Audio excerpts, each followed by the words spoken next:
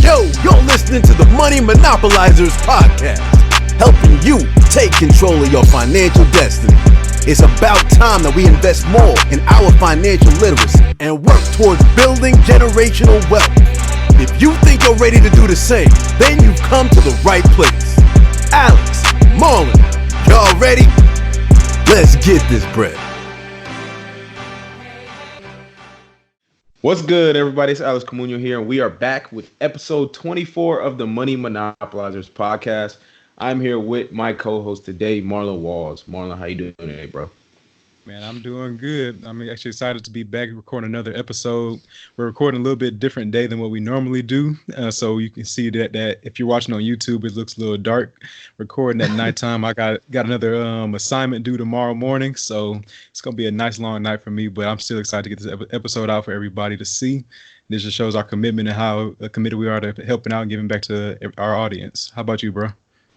For sure, bro. Yeah, it's well, I'm in Central Time, so it's 9:30 over here. Marlon's 10:30 over there where Marlon's at. But, you know, we had last week was Thanksgiving, so we didn't release an episode last week for obvious reasons.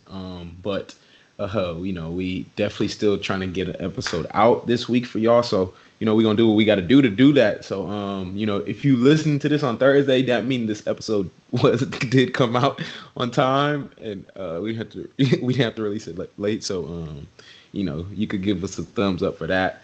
But yeah, it is, you know, we're definitely back we're definitely glad to be back and, you know, recording. We came from if you listen to our last episode, it was the live workshop that we did in Grand Rapids, Michigan at the National Society of Black Engineers. So, you know, we're definitely excited to be there and give that workshop and that presentation that we did. That was definitely a good feeling. And we're definitely trying to, you know, we have a lot more of those on the schedule coming up.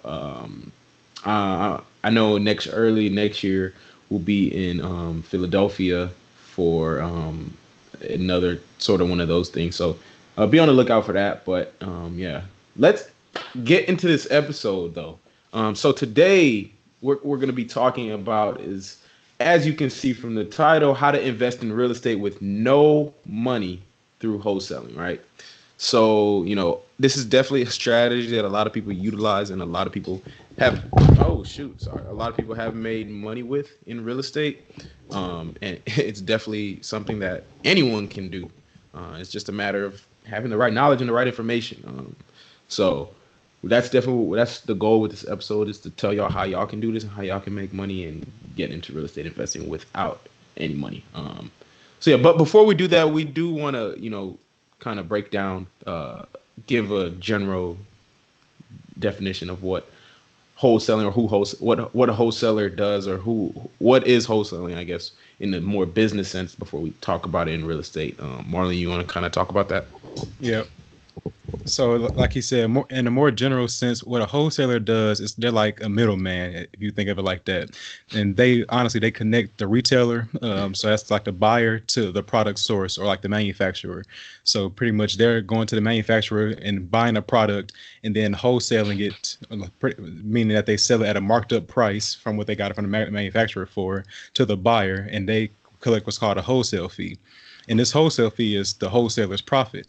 So when this is systematized, you can imagine that if you're making this profit consistently, and like this is like your monthly income, this can become a profitable business at some point. This can be something that you can use to create your own personal money monopoly sometime in the later future. If you can truly systematize this can be something that's very profitable. And a lot of people really want to get into wholesaling, not only in business but like in real estate. It's something you see this as something that's very sought after, especially early on when people have little to no money. And I think Alex will go a little bit more into the real estate side of it, but just giving you a general overview of what wholesaling looks like on a business aspect. Yeah, definitely. I think it's really important to first understand what wholesaling is generally speaking, before we kind of get into it by real estate, right? One thing I do want y'all to know though is that, you know, whenever you're a wholesaler, or wholesaling in general is essentially just being a middleman, right? Because you got to think, the most successful companies in the world operate as middlemen, right? Middlemen make the most money in America. Why? Because they solve problems with convenience. That's what middlemen do.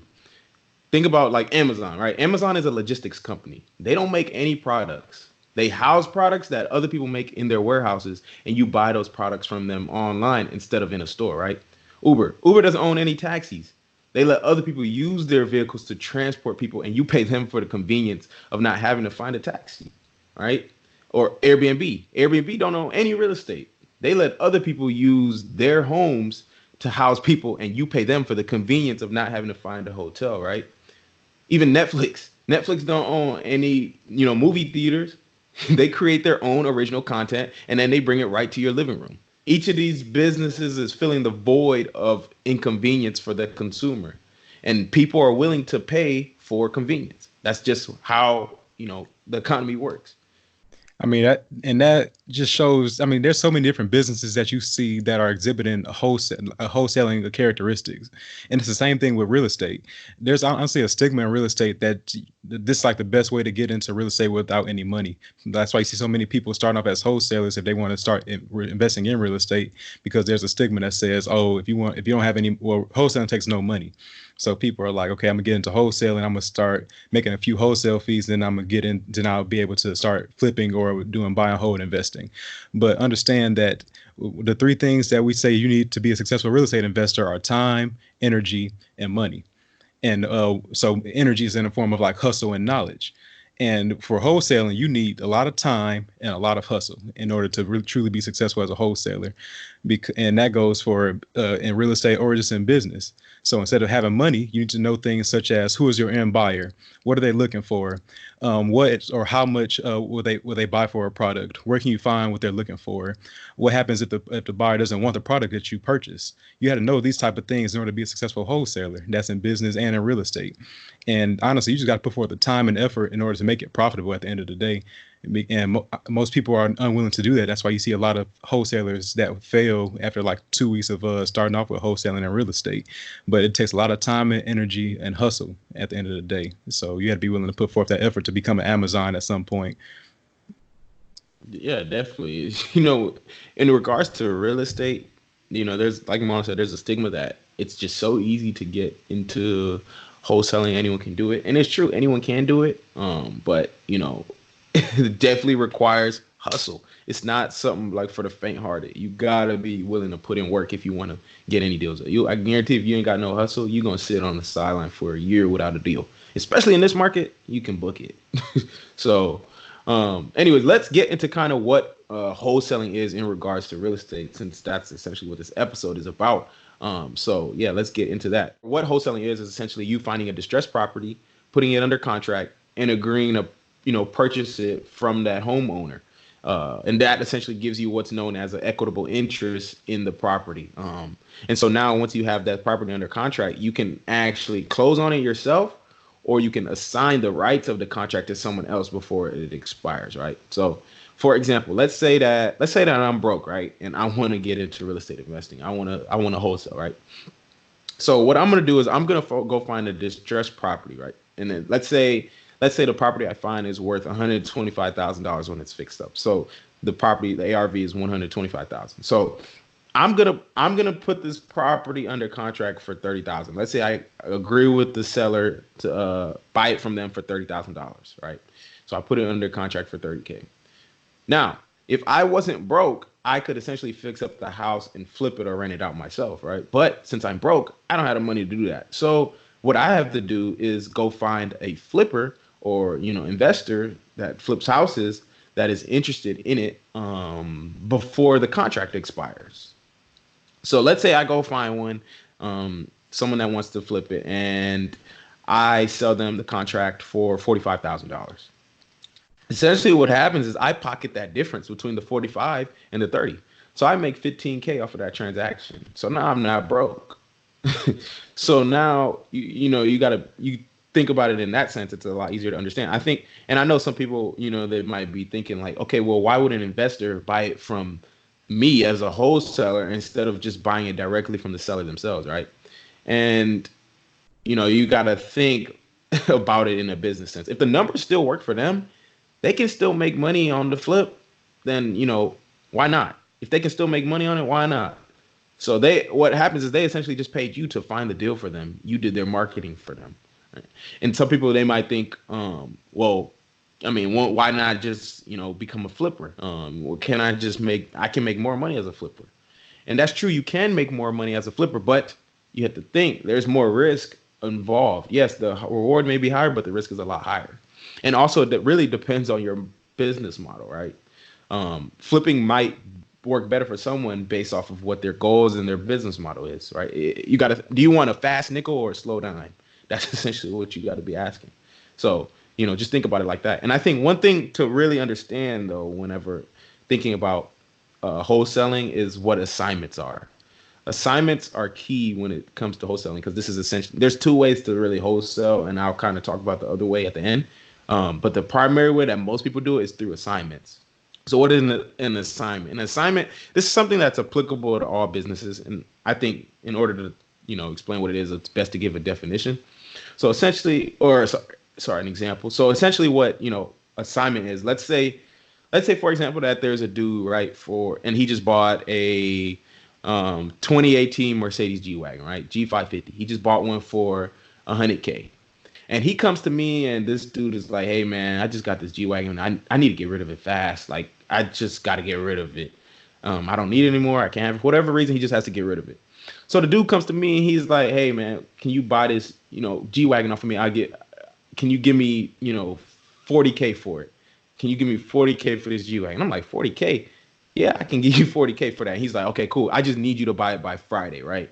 So he comes to me, says, I need you to buy it by Friday. I'm like, all right, bet, I can do that. But me knowing I don't have any intention to actually buy this G-Wagon from him, I'm going to say, let's say I'll go to Marlin, right?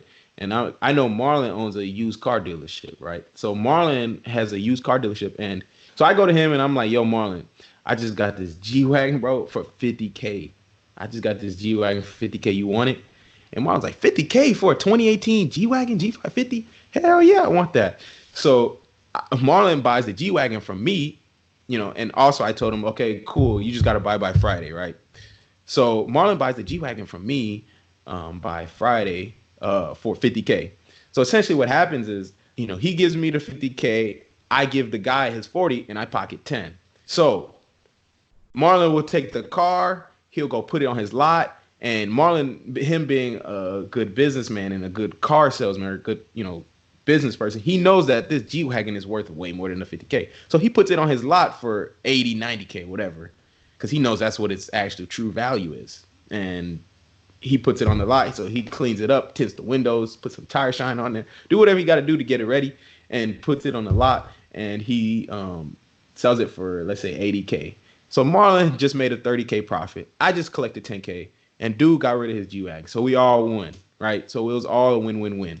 And so within that, I essentially assigned the rights to that vehicle to Marlon, buy that vehicle. So I got it under contract with this guy at first that came to me, and he says, hey, you buy it by this date, whatever. And I say, all right, cool. I'm going to assign, because I know I have no intentions of buying it. I'm going to just assign the rights to Marlon, because I know Marlon can actually buy it.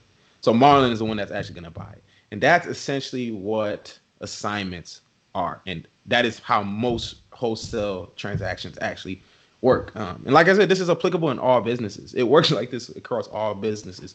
But, just to lay it out there in a more practical sense, that's essentially how that works, right? So one thing, I do want to say, though, about it before I talk about it any further, is that, wholesaling, the process is really simple. Like, thinking about it intuitively and logically, it's really simple, but it's not easy, right? The process, like I said, the process is simple, but finding deals that, when it comes to real estate, finding deals that, investors actually want to buy, it's not easy. It's possible, but it's not easy. Because, as a wholesaler, you're essentially a bird dog. You're going out there and you're hunting for deals, and you're going to be marketing them to investors. You're the ones that are going to be doing a lot of the hustle and the dirty work that the investors don't care to do. And they're going to pay you for that in the form of their assignment fee. That's why they're willing to actually pay that, instead of going and finding the sellers themselves, right? So essentially, you're solving a problem, that being investors can't find deals, and you get paid for that, solving that problem.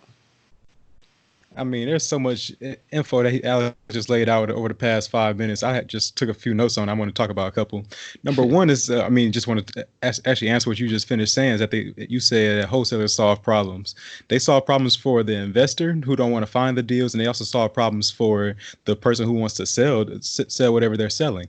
Like in your example earlier with the dude with the G-Wagon. Yeah. He wants to get rid of his car. You're solving his problem by saying, hey, I'll take this car off your hands for $40K by Friday. And the example you gave even before that, you talked about the person who wanted to sell their house and you end up getting for $30K. They might have been a distressed seller of some sort. They might have just had to get rid of the property and get it off their hands. But I do want to highlight that you said that property was worth $125,000. And you said you purchased it would be worth $125,000 after it was fixed up and stuff. Yeah. But you purchased it for $30K. I want people to understand this is what makes wholesaling difficult, because in order to get great deals, you have to have you know how to negotiate with sellers. And that's one aspect of many that wholesalers have to know how to do in order to be a successful wholesaler.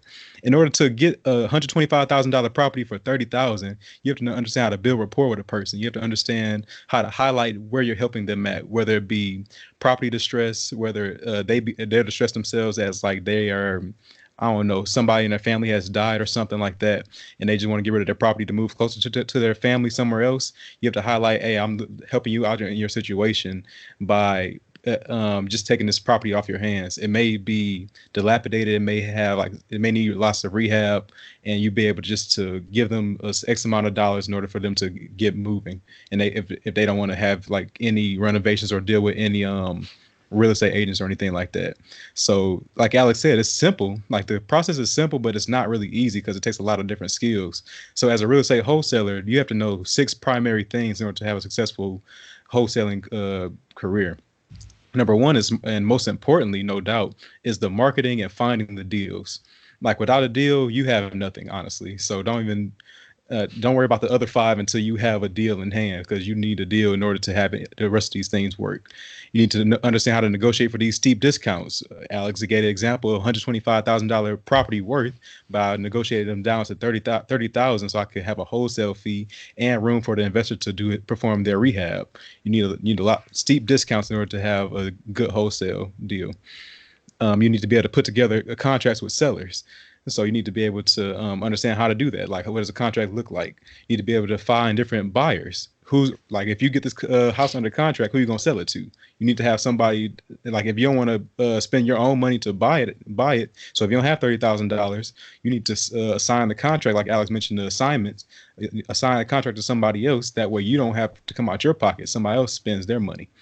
You have to understand how to legally connect the two. That's number 5, legally connecting the buyer to the seller through the contracts. And then lastly, collect the difference. You need to understand how it all works at the closing table.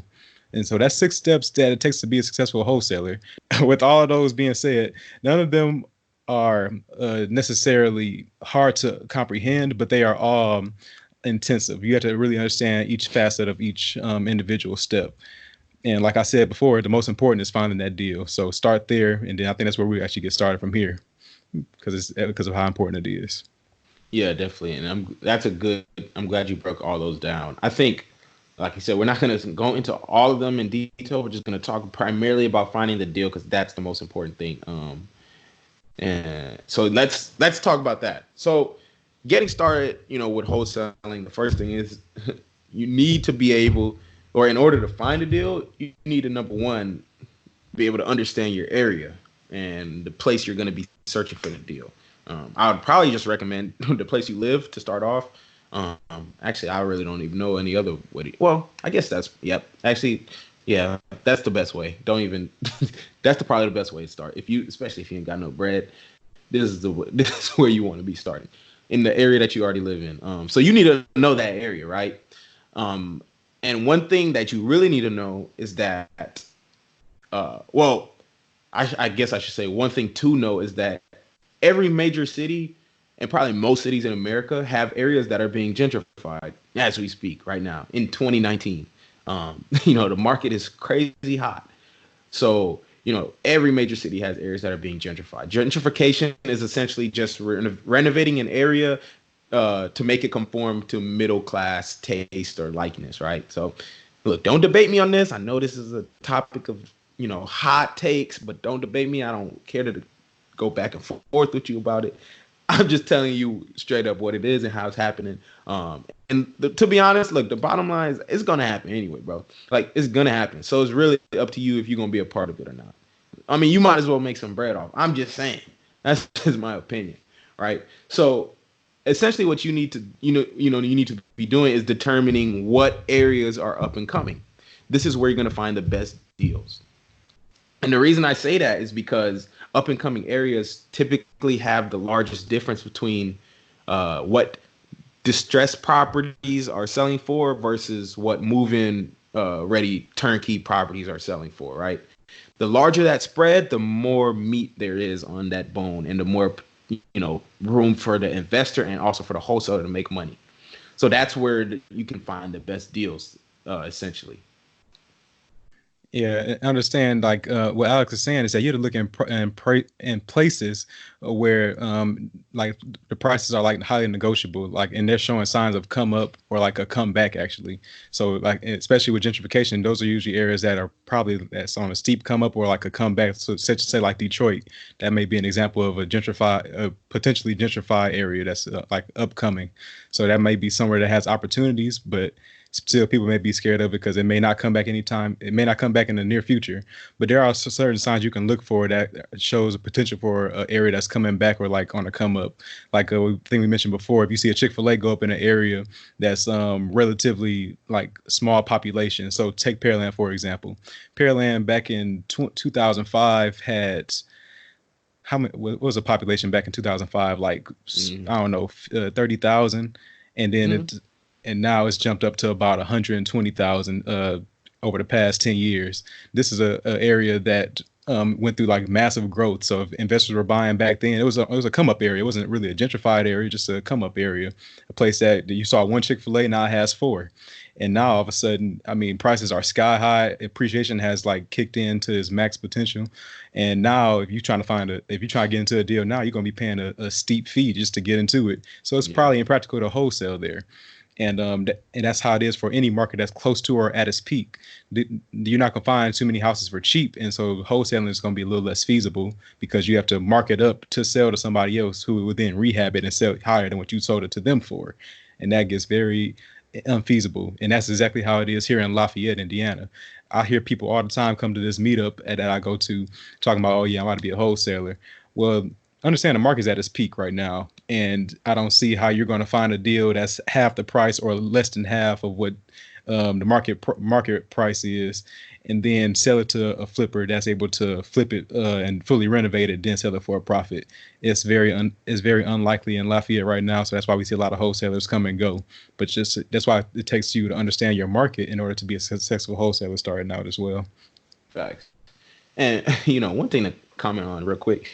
Look, if you in Detroit right now and you thinking about investing in Detroit, look, we are not liable for anything that happens in Detroit, because I just would say don't invest in Detroit. That's just my opinion. And I'm just saying, like, don't take the advice we give you and then say, oh, yeah, this is good for Detroit. Because if you lose some bread, look, I told you we're not liable for that. But I'm just saying. I want to put a caveat. Make sure y'all do y'all market study and y'all research before y'all go out there and try to invest y'all money somewhere. Like Alex said, start off where you live at. Primarily, it's probably a good idea. That way you have some sense of where the good areas are versus the bad areas. That gives you some type of way to gauge where to start. You don't want to just jump into a market because it's cheap. That's the absolute worst thing you can do. Detroit may have houses for $1,000, but I promise you're gonna rehab it for $40,000 and sell it for $20,000. So take that with what you may, but that's you understand where you're currently at and what's a good deal and what's not. And look, y'all already know the areas. If you live in a city that the home city, you already know what areas are up and coming. You drive around there every day. You can already probably tell just on your daily commute what areas are good and what areas are bad and which areas are on the come up, right? So anyways, that's kind of how you can do that. So what we kind of want to talk about now is how to actually find deals, like methods for actually finding deals, right? So typically what wholesalers do, there's two really two ways you can find deals. You can either find deals manually, or you can use technology, right? So what do I mean when I say manually? So the manual method for finding deals, this is the primary method, is something called driving for dollars. So driving for dollars is essentially, when you get in your car and you drive around looking for physically distressed properties, right? So signs of physical distress are pretty much properties that have, high grass, boarded up windows, so full mailbox, chains on the fence or whatever. All these kind of things. The house is beat up and dilapidated. The roof is tore up. All those things. All those things can indicate that a property is vacant, number one, and the owner might be willing to sell it because obviously it's not doing anything for them. So those are the type of properties that wholesalers look for, right? And the crazy thing about this is that we, as people, everyday people, you see these every single day, but your mind has already been trained to like block them out, right? Because you drive down the street and you see an ugly house, you don't even really pay much attention. You don't even think about it. You don't think about the fact that, oh, this is a vacant house. Most people probably think that someone probably actually lives there and they just don't take care of their house, right? So our eyes are really only trained to see the nicest houses, right? It's so easy to drive down somewhere and be like, dang, that house is nice. So, I mean, if you can switch that mindset to start seeing those beat up trash houses, then, you're going to actually be seeing dollars. So that's essentially what driving for dollars is. So once you do that, you find all the houses, you find all the houses that have, signs of physical distress, and you essentially just write down the addresses, take pictures of the outside, and create a list of all those houses and all those addresses. And so that's the manual way, and I'll kind of come back to that in a second. But I want to talk about how you can use technology to help you too. So technology, when I primarily talk about, is lists. So lists are essentially just public records that are available to anyone. Obviously, you might have to purchase it. Some of them are available just from public data that's free. But there's sources like ListSource, which essentially can give you these lists. ListSource is a software or website that gives you public data, lists of public data, depending on what you want to search for, right? So what ListSource can, the type of things that you can use the technology like ListSource to tell you, number one, what zip codes have the most cash transactions. So why is cash transactions, why is that something that's important? Well, think about it. The more cash transactions that are happening in an area, the more flippers and real estate investors are buying houses in that area. Because who are the people buying houses cash? It's not everyday Joes that are going to go live there. It's investors. So those flippers are going to buy those houses and buying them cash with quotations. They could be probably using private funds, hard money or private money, but it's essentially cash at the end of the day. So that means that those zip codes that have the most cash transactions, that means that that is an up and coming area, because those houses are being bought with the purpose of being revitalized and sold to an end buyer. So that's one thing it can tell you. Another thing that technology like ListSource can tell you is who are the motivated sellers. So what is a motivated seller? I know, have y'all heard of that movie? Oh no, they actually changed the name. What was that movie? I forgot what it was called, with Michael Ealy and Megan Good. I forgot the name of that movie, but the original name of it was, I think it was Intruder, but the the original name of it was going to be Motivated Seller. Anyways, I don't know why I thought of that, but a motivated seller is essentially anyone that has reason to quickly sell their home, right? So could be for a multitude of reasons. It could be for foreclosure. It could be for probate. It could be they're tax delinquent. It could be estate sale. It could be any of those reasons. Those essentially gives someone, a homeowner, a reason to that they need to quickly sell their house. So that's another thing it could tell you. Another thing it could tell you is who's in foreclosure, and among those people, who have the most equity in their homes. So foreclosure, someone that's being foreclosed on, means that they are motivated to sell because they're getting foreclosed on. So they need to pay that. They rather pay that loan pay that loan off than get foreclosed on. But the key is they need to have equity in that property, because that means they can actually sell their house for a discount. They essentially just forfeit their equity, and sell their house for that discount, right? So that's another thing. Another thing is tax delinquency. That just means this is like people that haven't paid their taxes, maybe due to foreclosure, right? So that's what, 4 things. A couple of other things that technology like ListSource can tell you is who has multiple code violations. A reason why is code violations indication of someone that could be willing to sell. Well, if they have code violations, that means the property is probably vacant and owned by an absentee owner, meaning someone that doesn't actually live there. So that's a good method to actually find properties. And you can even get a list for absentee owner. That's another thing it can tell you. So those are probably the like primary things that the primary list that people target. So there's a bunch of ones, but those are probably the primary ones. Yep, and what these all have in common is that these are all reasons for people to sell their homes. And I want to just comment right quick. You're thinking of The Intruder. That was the movie that you were thinking about with Michael Ealy. Yep. Yeah, so I said that. Yeah. That's an example of a movie that shows a motivated seller. And in this case, if you're the wholesaler and you're looking for these different motivated sellers, why are you looking for them? It's because you're trying to solve their problem. This is where you become that problem solver for the seller. If you can identify their problem, first of all, like whether they're an absentee owner, whether they have a tax delinquency, whether they whatever it may be. There's a whole bunch of different lists out there that you can get. There's even like divorce lists. I mean, there's an infinite number of lists that you can look at, foreclosures. But ultimately, all these are just identifying a problem with that the seller may have. And now you as a wholesaler can step in and say, hey, I'm here to solve your problem. And now you can create a win-win situation for yourself and for the seller. Understand that in order to make people like build empathy and build rapport with people, you need to be able to step in their shoes and like understand what they're going through and be able to relate back to them. They're only interested in helping themselves. So be the one that's selfless and try to help them out, and they'll be more willing to work with you as a result. Yeah, definitely. And one last thing to say too, just because what you had just said made me remember. Look, depending on the list you choose, there's gonna be a lot of competition for that list, depending on the list you choose, right? Mm-hmm. If you're on the foreclosure list, look, you're gonna be trying to contact people that have gotten contacted 30 times already. So, and you might not have luck with that list, but it's all about volume and sending and getting the most, getting to the most people or the highest number of people. So, this is really a numbers game. I'm gonna talk more about that in a minute, but it's essentially all a numbers game. The higher volume you can do, the higher chances of success to actually get a deal. It's about just making that funnel. But I'm talking about that in a minute. So let's say now you got your list of all the addresses from either Driving for Dollars or you use technology like ListSource. So now essentially what you got to do is you got to find the owner. So how do you do that? So essentially what wholesalers do is they use something called skip tracing.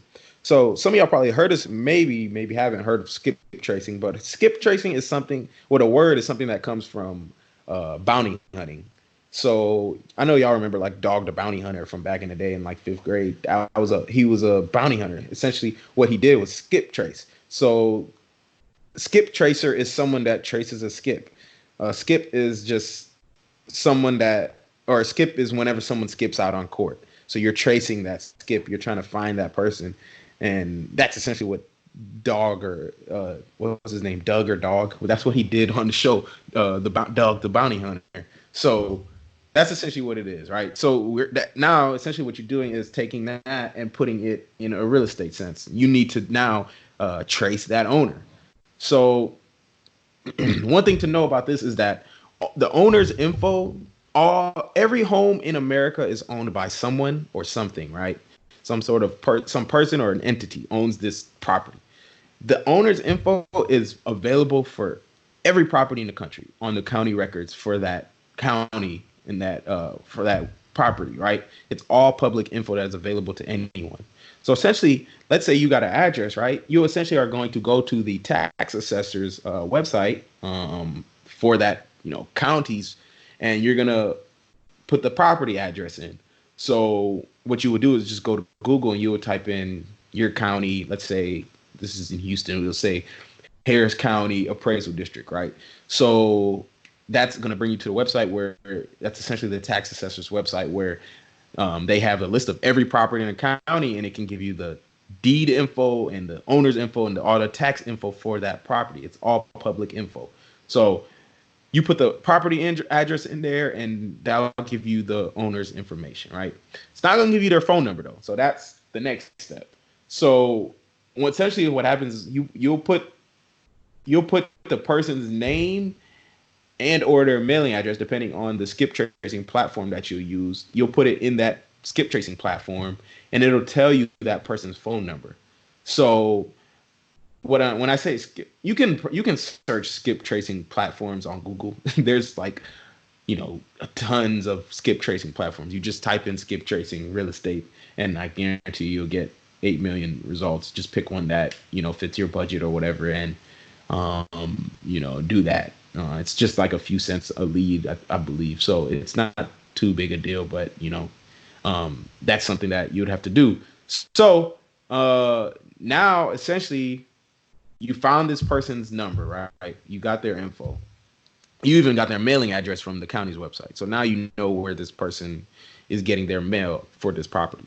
So essentially what you can do, there's two things you can do now. First thing you can do is direct mail them. So direct mail is essentially just sending a postcard to the mailing address that you got from the tax records. So this postcard is just going to say, hey, blah, blah, blah. I'm Alex. I'm a local real estate investor, and I see that you own the property at 123 Main Street. I was wondering if you were interested in selling it, right? So that's essentially like pretty much what you would say. And they're either contact you put your contact info, or they won't. One thing to know is that the response rate for this is very low, but it works for some people. So obviously people are having success from it. So, but again, here, volume is key. The more you send, the higher your odds of landing one. You might have to send 1,000. You might have to send 5,000. What are you laughing at? I'm thinking, how many replies do we get back from all of these?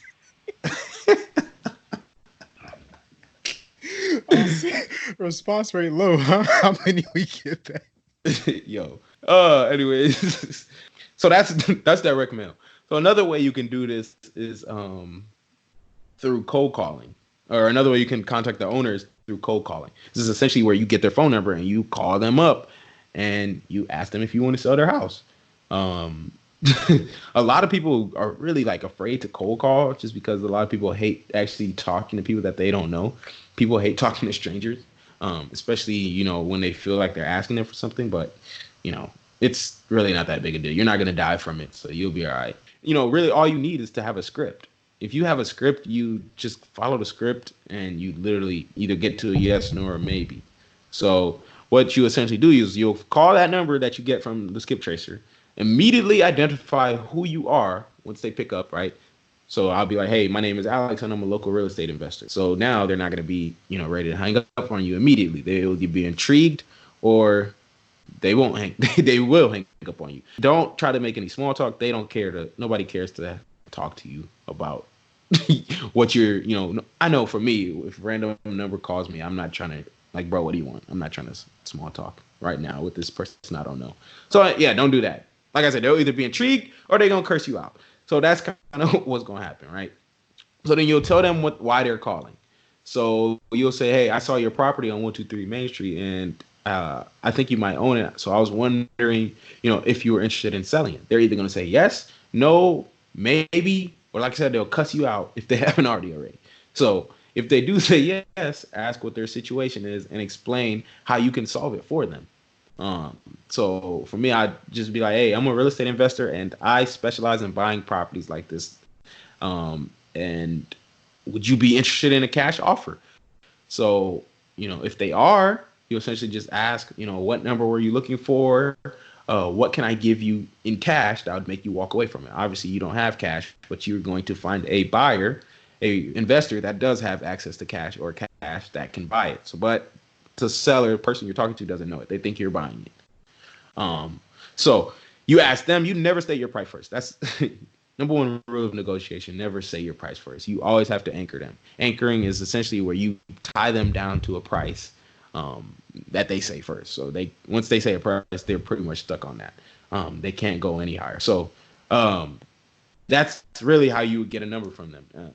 One thing to know too is that these people, they're usually in situations where they were forced to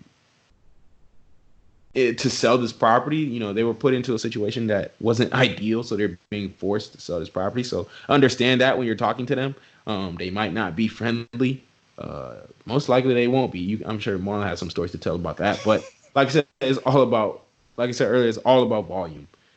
Bro, at the end of the day, who cares if you get cussed out, bro? Or if you get told no? They don't even know you. Like, I could care less. It's honestly funny when they curse me out because it's like, you really that mad, bro? But, that's just how I think of it personally. So on a more personal end, understand that they're cussing you out for a reason. Well, one of two reasons, actually. Number one, because they probably have other people that's calling them too, and they sick of hearing their phone ring every 30 seconds about some dude want to buy their house. Number two, I've never seen a person who's going to be foreclosed on in the next month that's excited to talk to somebody about wanting to buy their house that they've lived in for the past 20 years. So both of those being said, people are not going to be the happiest people when they get on the phone with you and they hear the same script about, hey, my name is Marlon. I want to buy your house for $100,000 less than what it's worth, so I can make some money. If you sell it to me.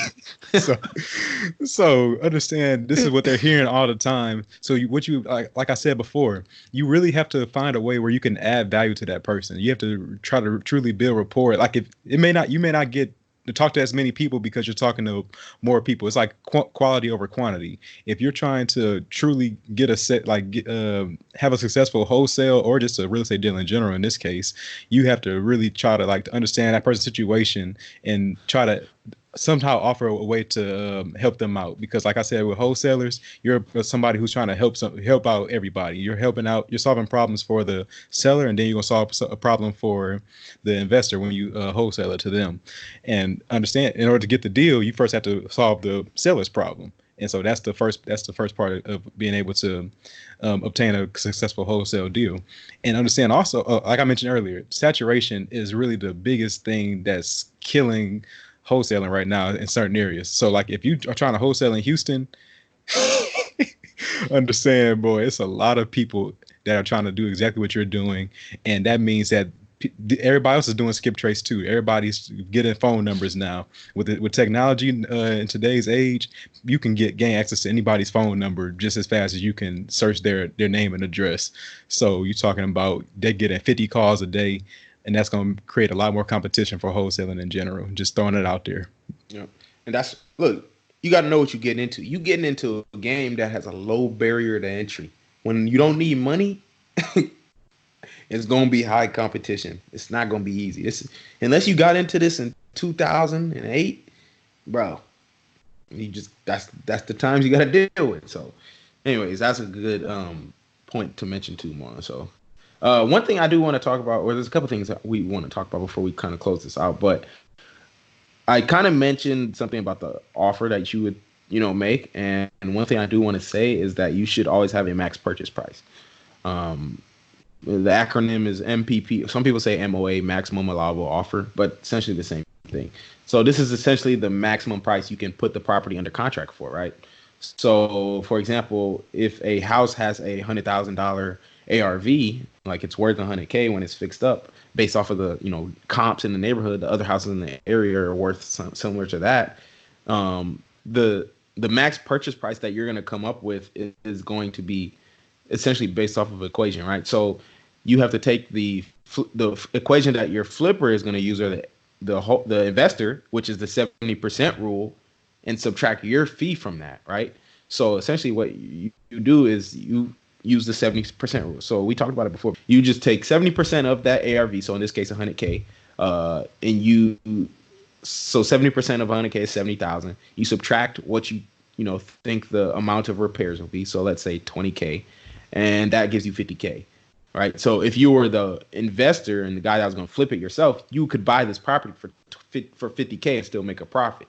But since you're the wholesaler, you can't buy this property for 50K unless you want to make $0 and just do some free work. So you have to subtract your fee.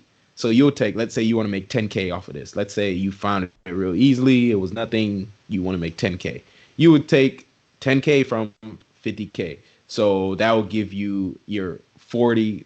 That will give you 40K, which would essentially be your maximum price you can offer the seller. Now, another rule of negotiation: you never start at that offer. This is common sense, but just want to mention it. You never start at that maximum offer, right? Because you're gonna say 40K, and what's the seller gonna say? Well, 45, and then you essentially just lost the deal. So you start below that.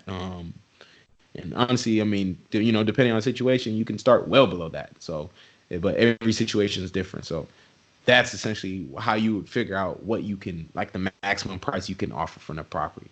Mm-hmm. So earlier I did mention that you can essentially wholesale a property two ways, right? So the first way I kind of talked about it was an assignment, where you essentially just assign the rights to that contract to another and buyer. You property in a contract, send it to the title company. They'll put your name down. Then you tell them, hey, I'm going to go get another buyer. You go get that buyer. And then they're essentially, what they just do is switch your name for the buyer's name, the investor's name that you find, and they close on a property. That's essentially what that is. But typically when that happens, the investor that bought it can see how much you're going to make off of it, because it's all one transaction. It's not like you buying it from the seller, then, in one transaction, than doing it separately. So the other way to do it is essentially what's known as a double close. So double closing is used whenever the wholesaler maybe doesn't want the investor or the flipper to know how much they're going to make off of this deal, right? So, from the example from earlier, let's say I got that property under contract for $10,000 instead of $30,000, right? So instead of, let's say I still do sell it for that 45K, but I got it under contract for 10,000 instead of 30. So now, instead of that, profit, what was that profit going to be earlier? It was like 15K. So instead of 15K profit, 45 minus 30, I'm going to make a 35K profit, 45 minus 10. So in that case, some you got to think this is business at the end of the day. So some buyers and investors or flippers in this case will see that you're going to make that and be like, bro, I'm not going to pay you, this price when you getting it for 10K. I'm not going to pay 45 when you getting it for 10. I need you to come down on that. So, if you don't want them to know what you're going to make, because, whenever you do it the conventional way, it's going to be on the HUD statement, which is essentially just the closing documents that you're going to see at closing tape. At every closing has a HUD. So they might not want to pay that. So the double close will essentially just let you close on the two transactions separately, like I kind of just mentioned. So you would buy the house from, the seller, the person you found it from, close on that deal using transactional funds, just strictly for that transaction. And then you would do a separate transaction with the investor or flipper, and you would, pretty much sell the property to them. So you essentially bought the property and you selling it again, pretty much. So that's a way to kind of alleviate that issue, because, it's like I said, it's business, and some investors aren't going to be willing to pay for it. One thing I would say to avoid that is just to set good expectations with your investors and with your end buyers. Because, if you tell them straight up, look, if I got a property, if I got a property under contract for $1 and I was going to assign it to you for 100K, but it still works for you and you were fine with it, would this be a problem for you? Would the fact that I'm about to make $99,999 in profit off of this transaction, would that be a problem for you? And if it is, you got to kick them to the curb, because obviously, they don't have your best interest in mind. Because if the deal still works for them, it shouldn't be a problem for them. It should not be a problem for them. So, set that expectation. I would literally tell them straight up, if I made $99,000 on this property, would it be a problem? And if, like I said, if they do, bro, get them out of here. So, because you got to switch your mindset from thinking like scarcity, right? Because these investors need you just as much as you need them, if not more, because this is the way they literally eat. they gotta flip houses to eat. So you gotta understand that money isn't a limited commodity. It is something that is definitely, you should be able to make up as much of it as you can. So get into that mindset, set those expectations with your buyers and flippers.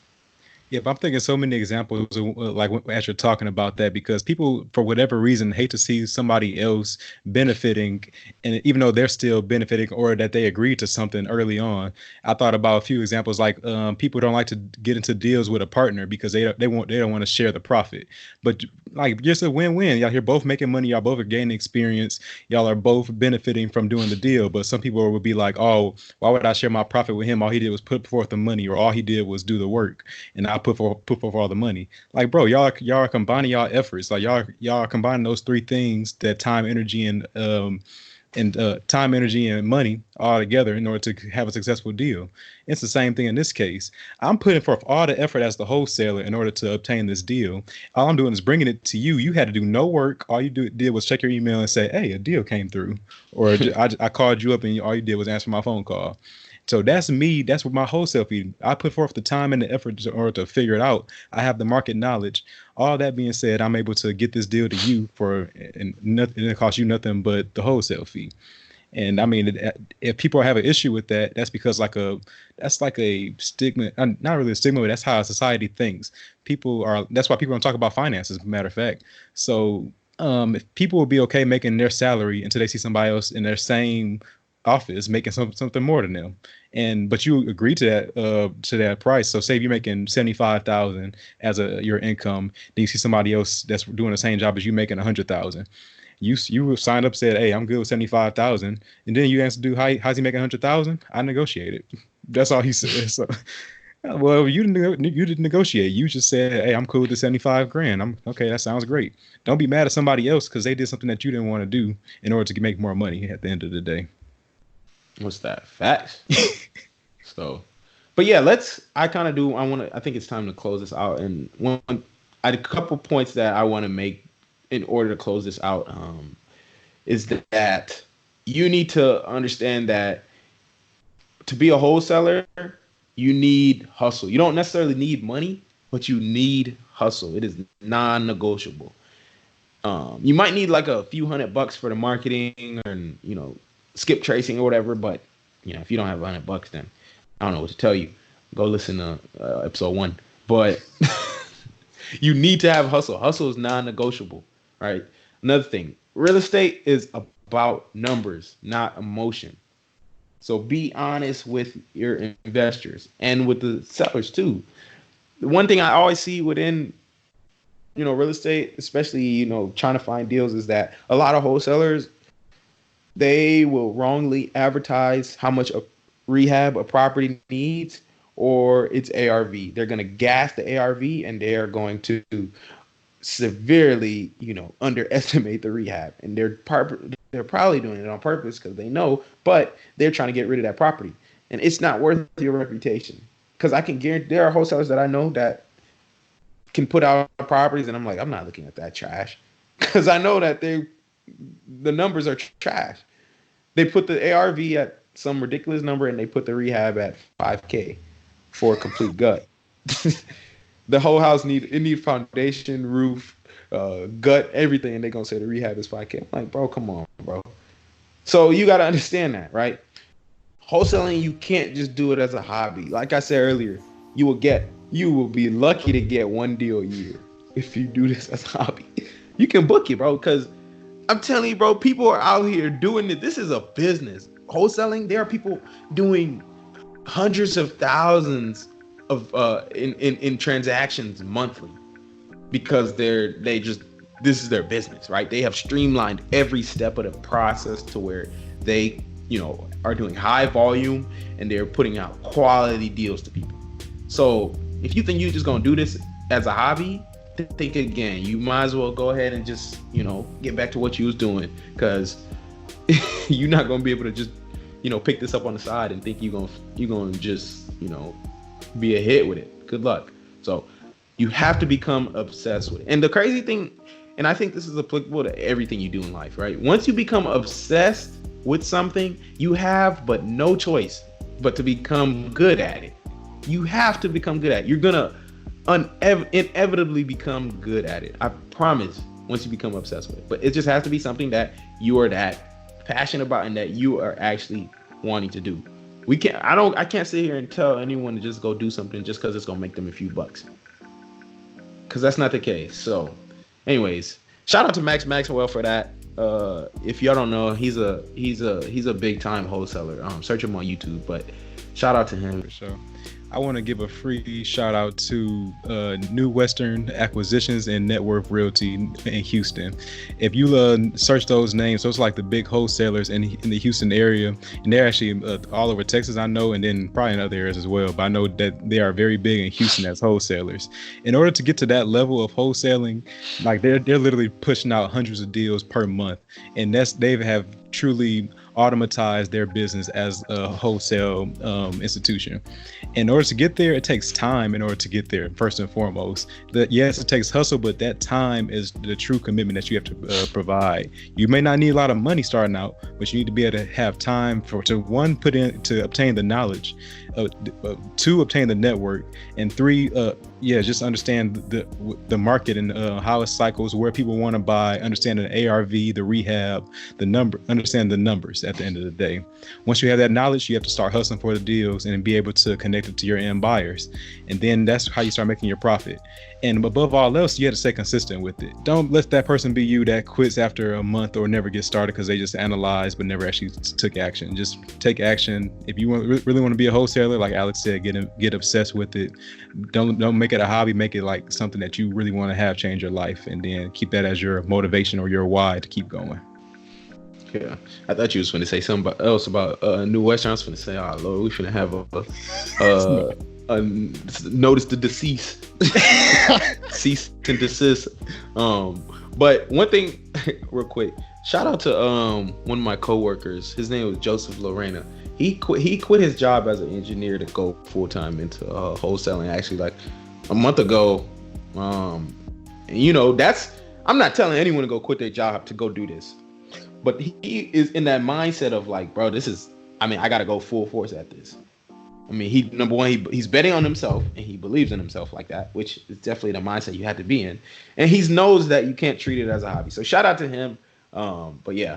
Anyways, that's it for this episode of the Money Monopolizers podcast. New episodes will be released every Thursday and will be available on Apple Podcasts, Spotify, and YouTube. Just search Money Monopolizers wherever you listen to podcasts. We hope you learned something of value today. If you did, we'd appreciate if you rated us, left us a 5-star review on Apple Podcasts. You can also find out more info about us on Twitter at The Monopolizers, or on IG at Money Monopolizers. As always, we post informative content on there that'll keep you engaged, so check that out and share those posts. But until then, we out here. And y'all definitely, it's 10:36 now. Y'all please go rate this. 11:37 Eastern time. We out here hustling for y'all, for real. So we giving y'all free game always. Just go ahead, hit us with a 5-star, bro. We appreciate that. So, but anyways, though, we out of here. You've been listening to the Money Monopolizers podcast, helping you take control of your financial destiny. To learn more about how you can be in control of your money, visit moneymonopolizers.com. We'll catch you next time when Alex and Marlon share more personal finance and wealth creation tips with you. Now it's time to take action.